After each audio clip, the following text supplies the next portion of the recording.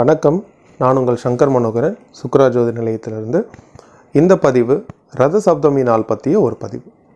ரத சப்தமி நாள்னா என்ன, அது எதனால் அனுஷ்டிக்கப்படுகிறது, அன்னைக்கு நம்ம செய்ய வேண்டிய காரியங்கள் என்ன, அதனால் ஏற்படும் நன்மைகள் என்ன, மேலும் அன்றைக்கி எப்படி சுவாமியை வழிபடுறது, மேலும் பீஷ்மாஷ்டமி அப்படின்னா என்ன, இப்படிப்பட்ட விளக்கங்களை இந்த பதிவில் நீங்கள் தெரிஞ்சுக்க போகிறீங்க.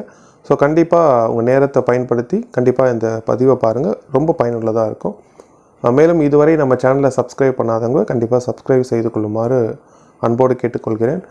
கண்டிப்பாக இந்த பதிவை லைக் பண்ணுங்கள், உங்கள் நண்பர்களுக்கும் ஷேர் பண்ணுங்கள். அதோட பெல் ஐக்கான் கிளிக் பண்ணும்போது அடுத்தடுத்து இந்த மாதிரி பயனுள்ள பதிவுகள் உங்களை வந்து சேரும். சரி, ஜோதிடத்தில் தினமும் இலவசமான ஒரு பதிவை எல்லாருக்கும் அனுப்பிச்சிட்டு இருக்கோம். இந்த இலவசமான பதிவு இப்போ நீங்கள் ஸ்க்ரீனில் பார்த்துட்டு இருக்கீங்க.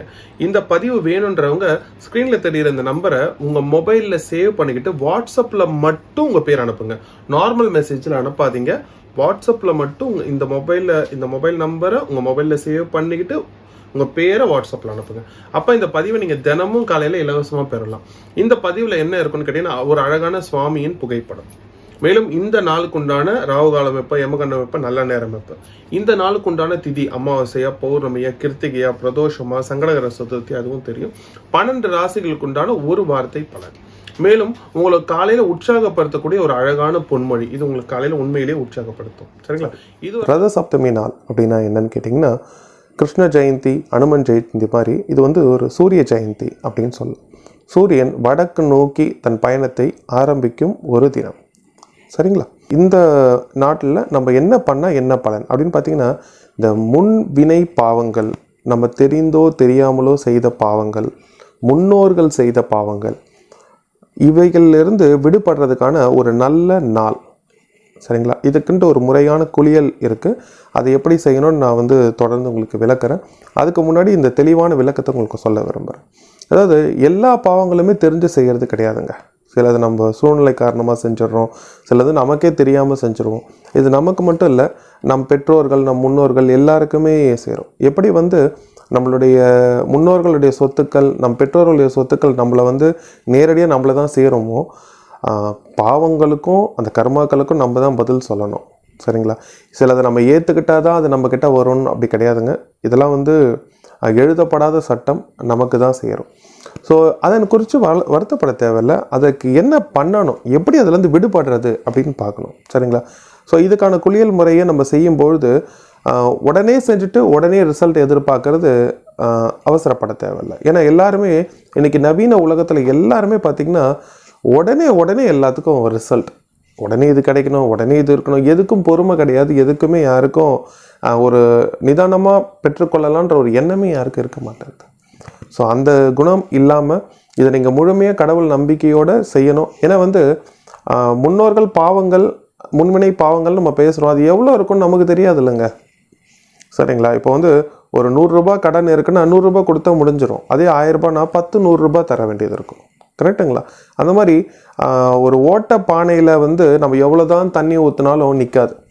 ஸோ இந்த ஓட்டப்பானை நான் மென்ஷன் பண்ணுறது, இந்த நம்மளை சுற்றி இந்த முன்வினை பாவங்கள்லாம் இருந்ததுன்னா நிறைய பேர் சொல்ல கேட்டிருப்பீங்க, ஏன் நீங்களே கூட சொல்லியிருப்பீங்க, எதுக்கு எனக்கு இவ்வளோ கஷ்டம், நான் என்ன பாவம் பண்ணேன், ஏன் எனக்கு இந்த தேவையில்லாத பிரச்சனைலாம் வருது, எவன் கடனுக்கோ எவனுக்கோ வாங்கி கொடுத்த கடனுக்கு நம்ம காசு கட்டுறது, யார் பண்ண தப்புக்கோ நம்ம மேலே தண்டனை வர்றது, நிறைய தேவையில்லாத பிரச்சனைகள், யாரோ நல்லா இருக்காங்க, எனக்கு ஏங்க இந்த பிரச்சனை, இந்த எண்ணங்கள் எல்லாருக்குமே உண்டுங்க. நமக்கு தெரியாத கேள்விகளுக்கு பதில் தேடுறதை விட அதை சரி பண்ணுறதுக்கான வழிகளை பார்ப்போம். ஸோ இந்த ரத சப்தமி நாள் அன்னைக்கு இந்த குளியல் முறையை நீங்கள் செஞ்சு, அந்த சுவாமி வழிபடும் முறைகளை தவறாமல் செஞ்சு, பீஷ்மாஷ்டமி அன்னைக்கு என்ன செய்யணும்னு நான் சொல்கிறேனோ அதை நீங்கள் செய்யறது மூலயமா கண்டிப்பாக உங்கள் தெரிந்தும் தெரியாமல் செய்யப்பட்ட உங்களுடைய பாவங்கள், பெற்றோர்களின் பாவங்கள், முன்னோர்கள் பாவங்கள் எல்லாத்துலேருந்து தித்துப்படியாகி கண்டிப்பாக ஒரு தெளிவு கிடைக்கும். இதை நான் தெளிவாகவே சொல்லணும்னா, நான் சொன்ன அந்த ஓட்டப்பானையை மூடிட்டோன்னு வச்சுக்கோங்களேன், ஊற்றுற தண்ணி அதில் ரம்பி நிற்கும். அதானே உண்மை. சரிங்களா? ஸோ நம்ம மாட்டில் நம்ம உழைச்சிக்கிட்டே இருக்கிறோம், நம்ம மாட்டில் கஷ்டப்பட்டுக்கிட்டே இருக்கோம், ஒரு ஏற்றம் இல்லாமையே நம்ம மாட்டிலும் கஷ்டப்பட்டுக்கிட்டே இருக்கிறது வாழ்க்கையில் ஒரு சலிப்புத்தன்மை ஏற்படுத்திடும். சரிங்களா? ஸோ இந்த நாளை கண்டிப்பாக நீங்கள் எல்லாம் பயன்படுத்திக்கணும்னு நான் அன்போடு கேட்டுக்கொள்கிறேன். ஸோ இந்த நாளில் நம்ம எப்படி அந்த குளியல் முறைகளை பண்ண போகிறோம், எப்படி செய்யணுன்ற முறையை இப்போ நம்ம பார்க்கலாம். இதற்கு அந்த குளியல் முறைக்கு தேவையான பொருட்கள் இந்த 7 எருக்கம் இலை. எருக்கம் இலை கண்டிப்பாக உங்கள் வீட்டுக்கு அருகிலே கிடைக்கும். இல்லை வீட்டுக்கு அருகில் இல்லைன்றவங்க முன்னாலே அதை எடுத்து வச்சுக்கோங்க. ஃப்ரிட்ஜில் வைக்க வேணாம், வெளியே வச்சுருந்தாலே போதும். தண்ணி தெளித்து வச்சுருங்க. ஓகேங்களா? இதில் பால், இந்த முனையில் பால் வடியும் ஒரு சூழ்நிலை இருக்கிறதுனால இதை நல்லா தண்ணி ஊற்றி கழுவி வச்சுக்கோங்க. அடுத்து அட்சதை அரிசி, மஞ்சள் கலந்த அட்சதை அரிசி, மஞ்சள், விபூதி அண்ட் குங்குமம், இதை எல்லாமே நீங்கள் ரெடி பண்ணி வச்சுக்கிட்டு, இப்போ நான் இதை எப்படி நம்ம உடம்புல வச்சு என்ன மந்திரங்களில் சொல்லணும், என்ன வார்த்தைகளில் சொல்லணும்ன்ட்டு இப்போ நான் உங்களுக்கு சொல்லிக் கொடுக்க போகிறேன். அதை நீங்கள் பின்பற்றலாம். இது போல் 2 இலையை எடுத்துக்கோங்க. நான் எப்படி பண்ணுறேனோ, இலையை எந்த பொசிஷனில் வச்சுருக்கணும் அதே மாதிரி வச்சுக்கோங்க. அதாவது இதோட நரம்பு பகுதி வெளியில் தெரியும்படி இருக்கணும், இந்த முனை பகுதி இப்படி மேலே இருக்கணும். சரிங்களா? இப்படி எடுத்துக்கிட்டு இது 2 இந்த தோல் பகுதியில் வச்சுக்கோங்க. சூரிய பகவானே, எங்களுடைய பாவங்கள், எங்கள் முன்னோர்கள் பாவங்கள் எல்லாவற்றிலும் இருந்து விடுதலையாக அருள் புரிக அப்படின்னு சொல்லிவிட்டு இந்த 2 இலையை இதே மாதிரி எடுத்து இப்படி வச்சுக்கோங்க. மொத்தம் 7 இலையில் 2 இலை பயன்படுத்திட்டோம். இன்னும் 2 இலை இதுவும் அதே போல் இப்படி எடுத்துக்கணும். சரிங்களா? நரம்பு பகுதி வெளியே இருக்கணும். ஸோ இந்த பால் கண்ணில் படாமல் பார்த்துக்குங்க. ரொம்ப கவனம் அவசியம். கண்ணுக்கிட்ட இப்படி எடுத்துகிட்டு போனால் போதும், கண்ணு மேலே ரொம்ப அழுத்தி வைக்கணும்னு அவசியம் இல்லை. சூரிய பகவானே, எங்களுடைய பாவங்களும் எங்களுடைய முன்னோர்கள் பாவங்களும் எல்லாவற்றிலேருந்து விடுதலையாக அருள் புரிக. 2 இலையை அதே போல் இங்கே இப்படி வச்சுருங்க. அதுக்கடுத்து இன்னும் 2 இலை காது கிட்ட இப்படி வச்சுக்கணும். சரிங்களா? இதே போல் பொசிஷன் ஞாபகம் இருக்கட்டும். சூரிய பகவானே, எங்களுடைய பாவங்களும் எங்களுடைய முன்னோர்கள் பாவங்களும் எல்லாவற்றிலிருந்து விடுதலையாக அருள் புரிக. இப்போ நம்ம 6 இலை யூஸ் பண்ணிட்டோம். கரெக்டுங்களா? இன்னும் ஒரே ஒரு இலை இருக்குது. அந்த ஒரு இலை தலையில் நேராக வச்சுக்காம. சரிங்களா? பொசிஷன் ஞாபகம் இருக்கட்டும். இந்த கூர் பகுதி மேலே இருக்கும். சூரிய பகவானே, எங்களுடைய பாவங்களும் எங்கள் முன்னோர்களுடைய பாவங்களும் எல்லாவற்றிலிருந்து விடுதலையாக அருள் புரிக. இப்படி சொல்லிவிட்டு மொத்தமாக எல்லாத்தையும் எடுத்து வச்சுக்கோங்க. இந்த இலைகளை நம்ம கண்களில், தோள்பட்டையில், தலையில் எல்லாம் வச்சு நம்ம மந்திரங்கள்லாம் சொல்லி பிறகு மொத்தமாக இந்த இலைகளை இந்த மாதிரி அடுக்கிக்குங்க. இந்த இலையை அடுக்கிக்கிட்டு இந்த பொசிஷனில் இருக்கணும். சரிங்களா? இந்த பொசிஷனில் இருக்கணும். இதில் என்ன பண்ணணும்னா, இதில் அட்சதை அரிசி, ஆண்கள் விபூதி போட்டுக்கோங்க, பெண்களாக இருந்தால் மஞ்சள் போட்டுக்கோங்க. சரிங்களா? இப்போ விபூதி போட்டதுக்கு அதுக்கு பதிலாக நீங்கள் மஞ்சள் போட்டு இந்த மொத்த இலையும் என்ன பண்ணணுன்னு இப்போ நான் உங்களுக்கு காட்டுறேன். இப்போ நான் சொன்னது உங்களுக்கு தெளிவாக புரிஞ்சிருக்கும். மறுபடியும் ஒரு வாட்டி உங்களுக்காக சொல்கிறேன். இந்த மொத்தமாக எல்லா இலையும் இதே போல் எடுத்துக்கிட்டு, சரிங்களா, இந்த கூர்பாகம் கீழே வரும்படி இந்த மாதிரி எடுத்துக்கிட்டு, ஆண்களாக இருந்தால் அட்சதை அரிசியும் விபூதியும், பெண்களாக இருந்தால் அட்சதை அரிசியும் மஞ்சளை எடுத்துக்கிட்டு நேராக நீங்கள் குளியல் அறைக்கு போயிடலாம்.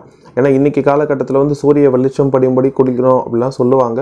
ஆனால் நிறைய பேர் ஃப்ளாட்லேயும் ஒரு தனியான இடத்துலையும் நிறைய ரூம்லேயும் இருக்கிறதுனால செய்ய முடியாமல் நீங்கள் வருத்தப்பட தேவையில்லை. என்ன செய்ய முடியுமோ அதை செய்யுங்க. சரிங்களா? அப்படி எடுத்துக்கிட்டு இந்த இலையை இப்போ நான் என்ன பொசிஷனில், அதாவது நரம்பு பகுதி வெளியில் தரும்படி, கூர் பகுதி கீழே இருக்கும்படி, சரிங்களா, இதை அப்படியே இப்படி தலை மேலே வச்சுக்கிட்டு நீங்கள் எப்பயும் குளிக்கிற மாதிரி சொம்பில் தண்ணி எடுத்துக்கிட்டு, சூரிய பகவானே, எங்களுடைய பாவங்களும் எங்களுடைய முன்னோர்கள் பாவங்கள் எல்லாவற்றிலேருந்து விடுதலையாக அருள் புரிகன்னு சொல்லி முதல் சொம்பு. அதே போல் 7 சொம்பு தண்ணி எடுத்து 7 தடவை சொல்லி ஊற்றுங்க. அதாவது ஒரு சொம்புக்கும் ஒரு தடவை அப்படின்னு சொல்லி 7 தடவை மந்திரமும் சொல்லியிருப்பீங்க, இந்த வார்த்தையும் சொல்லியிருப்பீங்க, தண்ணியை ஊற்றிப்பீங்க. ஸோ மொத்த இலைகளும் விழுந்துடும் உங்களுக்கு. சரிங்களா? அதுக்கு அடுத்து நீங்கள் நேராக வீட்டுக்கிட்ட இருக்க ஏதாவது ஒரு கோயிலுக்கு கண்டிப்பாக போகலாம். சரிங்களா? வீட்டிலையே சாமி கும்பிட விருப்பப்படுறவங்க என்ன பண்ணணும்னு கேட்டிங்கன்னா, ரத சப்தமி நாள், அதாவது ரத சப்தமி கோலம்னு ஒன்று இருக்குது. அது இப்போ நீங்கள் டிஸ்பிளேயில் பார்த்துட்ருக்கீங்க. இது போல் ஒரு கோலம் போட்டு அதனுடைய தேர் கயிறு வடக்கு நோக்கி இருக்கும்படி நீங்கள் போடணும். அந்த கயிறு ஏன்னா இப்போ வடக்கு நோக்கி தான் சூரிய பகவான் பயணப்பட போகிறார். ஸோ அதை அடையாளப்படுத்தும் விதமாக வடக்கு நோக்கி அந்த கயிறு நீங்கள் போடணும். சரிங்க? மேலும் சூரிய பகவானுக்கு உகந்த கோதுமை தானியம் வச்சு நெய்வேத்தியம் பண்ணலாம். மேலும் சர்க்கரை பொங்கல், அதாவது கோதுமை மாவு தேவையில்லை, கோதுமையாகவே வச்சு நீங்கள் படையல் மாதிரி ஒரு சின்ன இலையில் போட்டு செய்யலாம். சர்க்கரை பொங்கல் வைக்கிறது உத்தமம். ஸோ கண்டிப்பாக இந்த வீட்டில் இருக்க எல்லாருமே இதை பண்ணுங்கள். பெரியவங்க தான் பண்ணணுமா, சின்னவங்க தான் சின்னவங்க சரியாக பண்ண முடியாத சூழ்நிலை, ரொம்ப சின்ன குழந்தைங்களா இருக்கும் பட்சத்தில் அவங்களுக்காகவும் நீங்களே பண்ணுங்கள். ஏன்னா இப்போ நம்ம சொல்கிறதே நமக்கும் சொல்கிறோம், எங்களுக்காகன்னு சொல்கிறோம், குடும்பத்துக்காக, முன்னோர்கள் எல்லா வார்த்தையும் நீங்கள் சொல்லும்போது அதில் எல்லாருமே அடங்குவாங்க. சில பேர் வெளியூர்களில் இருப்பாங்க, குழந்தைகள் வெளியூரில் இருப்பாங்க, பிள்ளைகள் வெளியூரில் வேலை செய்வாங்க, படிப்பாங்க. அந்த மாதிரி இருக்கும்போது கண்டிப்பாக வீட்டில் இருக்க பெரியவங்க, குடும்ப தலைவன் தலைவி செய்யும்போது குடும்பத்துக்கே கண்டிப்பாக பயனுள்ளதாக இருக்கும். மேலும் இந்த பதிவு வந்து உங்களுக்கு தெரிஞ்ச எல்லாருக்கும் அனுப்புங்க. ஏன்னா நிறைய பேர் தான் ஏன் கஷ்டப்படுறோன்னு தெரியாமல் ரொம்ப கஷ்டப்பட்டுட்டு இருக்காங்க. ஸோ அந்த வகையில் இந்த பதிவு அவங்களுக்கு போய் சேரும் பட்சத்தில் அவங்களுக்கு கண்டிப்பாக அதுலேருந்து ஒரு விடுதலை கிடைக்கும். அதுக்கான புண்ணியம் உங்களையே சேரும். இப்போ நான் சொல்லிட்டேன்றதுனால இல்லைங்க, அதை கொண்டு போய் சேர்க்கணும் இல்லையா? உங்கள் நண்பர்கள், உறவினர்கள் எல்லாருக்குமே காசு பணம் கொடுக்கறது மட்டுமே உதவி கிடையாது. இந்த மாதிரி நல்ல பயனுள்ள செய்தியை அவங்களோட பகிர்ந்துக்கிறதும் நமக்கு புண்ணியங்கள் சேரும். நம்மளுக்கு ஒரு நல்ல விஷயங்கள் கண்டிப்பாக நடக்கும். சரிங்களா? அதே போல் பீஷ்மாஷ்டமி. பீஷ்மாஷ்டமி அப்படின்னு ஏன் சொல்கிறோன்னா, ரத சப்தமி நாளுக்கு அடுத்த நாள் தான் பீஷ்மாஷ்டமி. பீஷ்மர் வந்து எல்லாம் கேள்விப்பட்டிருப்பீங்க, மகாபாரதத்தில் வந்து அர்ஜுனனால் அம்பில் வீழ்த்தப்பட்டு அம்பு படுக்கையில் படுத்திருந்தார். அவர் ஒரு வரம் வாங்கியிருந்தார், அது தான் நினைத்த நேரத்தில் உயிர் போகணும் அப்படின்ட்டு. உத்தராயண காலத்தில் உயிர் போகணும்னு நினச்ச அவருக்கு உயிர் போகலை. அவர் ஏன் இறந்து போகலன்னு கேட்டிங்கன்னா, பஞ்ச பாண்டவர்களுக்கு நடந்த துரோகம், பாஞ்சாலிக்கு நடந்த அநியாயம், இதை எதையுமே அவர் செய்யலைங்க. ஆனால் அவர் தட்டி கேட்கும் நிலையில் இருந்தார். அவர் தட்டியும் கேட்கல. அவர் எந்த இடத்துல தான் இருந்தார். எந்த ஒரு பாவமும் நம்ம செய்கிறது மட்டும் பாவம் கிடையாதுங்க. நம்ம கண்ணெதிர்க்க ஒரு தவறு நடக்கும்போது அதை தட்டி கேட்காம இருக்கிறதும் பாவம் தான். பட் இன்னைக்கு காலகட்டத்தில் கண்டிப்பாக எல்லா பாவங்களையும் எல்லாராலையும் தட்டி கேட்க முடியறதில்லை. அதனால தான் நான் அந்த வார்த்தையை சொல்லுவேன், தெரிந்தோ தெரியாமலோ செய்யப்படும் பாவங்கள். சிலது நம்ம அனுமதியோடு நடக்கும், சில பாவங்களுக்கு நமக்கு சம்மந்தமே இருக்காது. சரிங்களா? அதனால் எல்லாத்தையும் திருத்துப்படி பண்ணுறதுக்கு தான். இதை இந்த வருஷம் நான் பண்ணிட்டேன்னா அடுத்த வருஷம் உடனே ஒரு பெரிய நல்ல மாற்றம் வந்துருமோன்னா கண்டிப்பாக மாற்றங்கள் தெரியும். உடனே எதிர்பார்க்காம நீங்கள் தொடர்ந்து செஞ்சுக்கிட்டே இருக்கணுன்றது என்னோட விருப்பம். ஏன்னா எனக்கு தெரிஞ்சு நிறைய வாடிக்கையாளர்களுக்கு இதை நான் பகிர்ந்துருக்கேன். இதுதான் முதல்ல வீடியோவாக போடுறேன். நிறைய பேர் வாழ்க்கையில் மாற்றம் பார்த்துருக்காங்க. ஒரு 3 வருஷம் 4 வருஷம்லாம் பண்ணவுடனே நிறைய சேஞ்சஸ் தெரியுதுங்க. அதாவதுங்க, இந்த மாதிரி பண்ணுறவங்களுக்கு முதல்ல ஒரு நல்ல விஷயம் என்னன்னு கேட்டிங்கன்னா, துர்மரணம் சம்பவிக்காது. கண்டிப்பாக சம்பவிக்காது. சரிங்களா? தீராத நோய், தேவையில்லாத பிரச்சனைகள், பம்பு வழக்குகள் எதுலேயும் மாட்ட மாட்டேங்க. ஏன்னா ஏதோ ஒரு பாவம், ஏதோ ஒரு கர்மா தான் அவங்களை இப்படி மாட்ட விடுது. ஸோ அதுக்கு வாய்ப்பே இருக்காது. சரிங்களா? ஸோ முன்பு நான் சொன்னது போல் பீஷ்மர் வந்து இதை வந்து தெரிஞ்சுக்கிட்டவொன்னே ரொம்ப வருத்தப்பட்டார். ஸோ அது வருத்தப்பட்டதுனால என்ன பாவங்கள்லாம் கௌரவர்களால் பஞ்சபாண்டவர்கள் நடந்ததோ அதை அவர் பார்த்து தட்டி கேட்க முடியாமல் இருந்தாரோ, அதே பஞ்சபாண்டவர்களால் கௌரவர்கள் அழியறதையும் அவர் பார்த்தார். அதுக்கப்புறம் தான் அவர் வந்து உயிர் துறந்தாருன்னு சொல்கிறாங்க. இந்த பீஷ்மாஷ்டமி அப்படின்னு சொல்லப்படுது. ரத சப்தமி என்று சொல்லக்கூடிய சூரிய ஜெயந்தியும் பீஷ்மாஷ்டமியும் இந்த வருடம் 28 ஜனவரி 2023 சனிக்கிழமை அன்று வருகிறது. ஸோ இந்த பீஷ்மாஷ்டமி நாள் அன்றைக்கி என்ன பண்ணணும்னு சொல்லுவாங்கன்னா, பெரும்பாலும் நமக்கு சொல்லப்பட்டது என்னென்னா, ஒரு பெரிய கோயில்களில் ஏதாவது ஒன்றுத்தில் போயிட்டு நதியில் நீராடணும் அப்படின்னு சொல்கிறாங்க. பட் இன்றைக்கி இருக்க காலகட்டத்தில் கண்டிப்பாக இப்போ நம்ம அதை செயல்படுத்த முடியாது. ஸோ நான் உங்களுக்கு ஒரு சிம்பிளான விஷயம் சொல்கிறேன். ஸோ வீட்டில் இருக்க தண்ணியிலேயே 2 கல்லுப்பு, 1 சிட்டிகை மஞ்சள் போட்டு பயன்படுத்திங்க. நிறைய மஞ்சள் தேவையில்லை.